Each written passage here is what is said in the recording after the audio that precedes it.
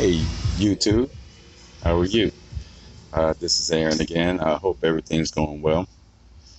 I want to talk to you today about, I guess it seems to be a pretty pressing issue that seems to be going on right now um, in in our society, and it's this Uvalde shooting, um, and it's a definitely a tragic incident that happened.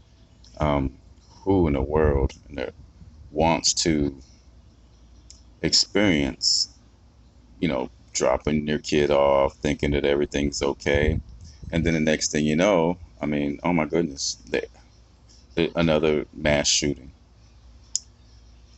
and that in itself is an awful thing. But what I want to talk about is the awful thing about the sheriff.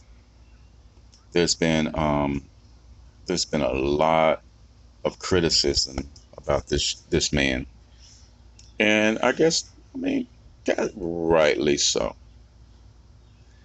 But I'm gonna share this with you. Okay, I'm gonna read something off of Uvalde, Texas. Okay, and here's what it says: It's Uvalde is a city and the county seat of Uvalde County, Texas, United States.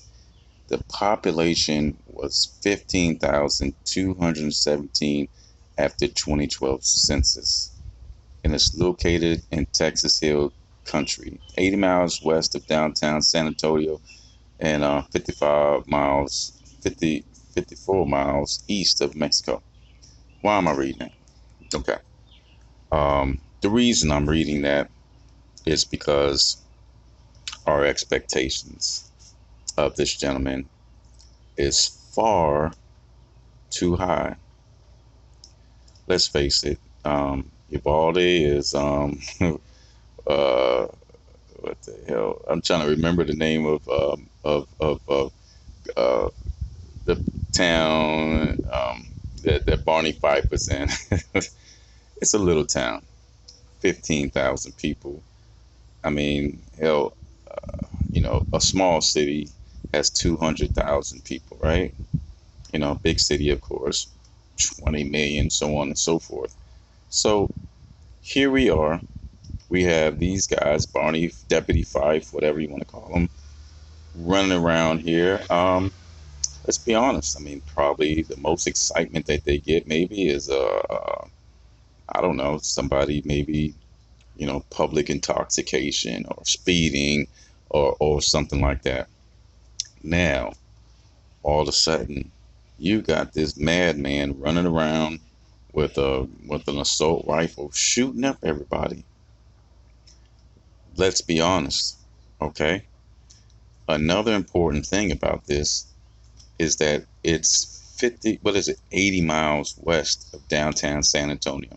Now, I know cops, okay? I got cousins, cops, so on and so forth, friends, and there's a couple of different cops, okay? There's some that want to protect and serve, and yeah, they all want to protect and serve, but they want to go in certain ways. Now, you got the ones that want all the smoke. Now, the ones that want all the smoke, of course, are going to go to the city. They're going to go to San Antonio. They're going to want to be in the toughest area. They're going to want to be, the SWAT team. They're going to want to be this and want to be that, you know. And then there's the other guys. There's other guys maybe go to the county. They pay more, but it's still big, and they still got. And then there's these guys here that are in a small town, and what they're probably thinking, be honest with you, and they can be, they won't tell you. Well, they probably tell their friends, but all they want to do basically is sit, write some tickets out for speeding and break up a couple of fights, domestic disputes, something like that. But they don't have any experience in murder, and they damn sure don't have any experience on active shooting. So suddenly, we have an expectation that this man, who they say he's been with them for years. It's automatically just going to be able to just pop in and just jump like some city guy that's been involved in this type of incident.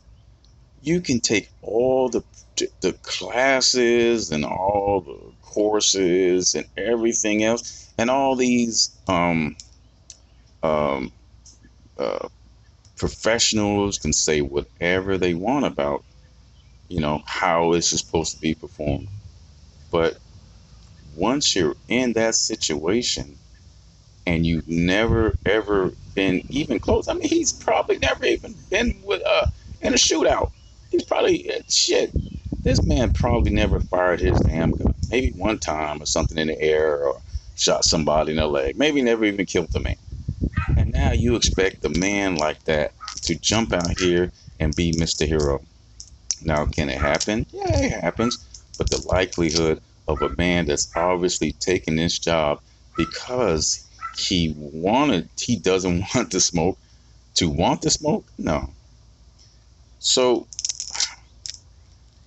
now, am I saying that he was right? No, I'm not saying he's right.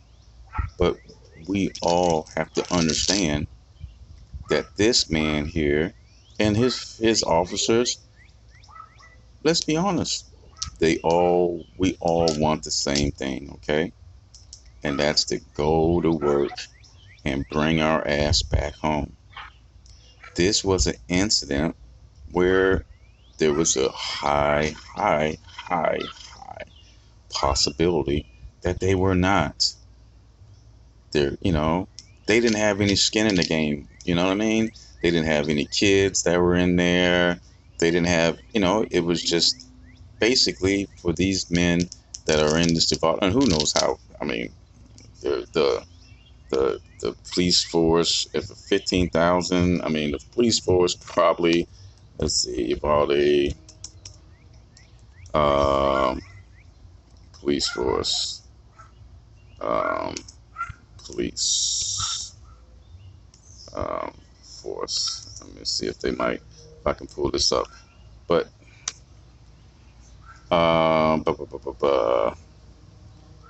police force.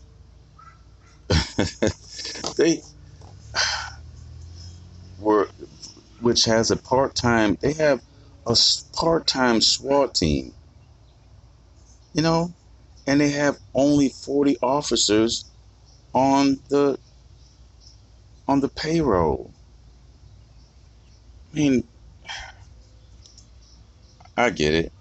Should this man be in charge of a unit? No.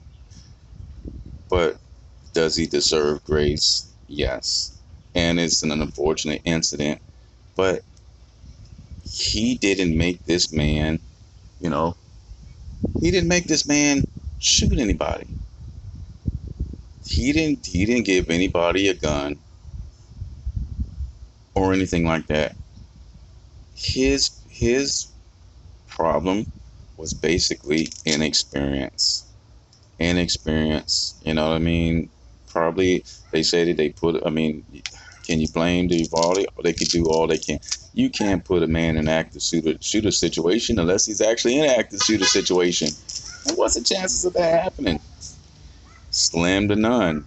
Is whatever, 15,000 people.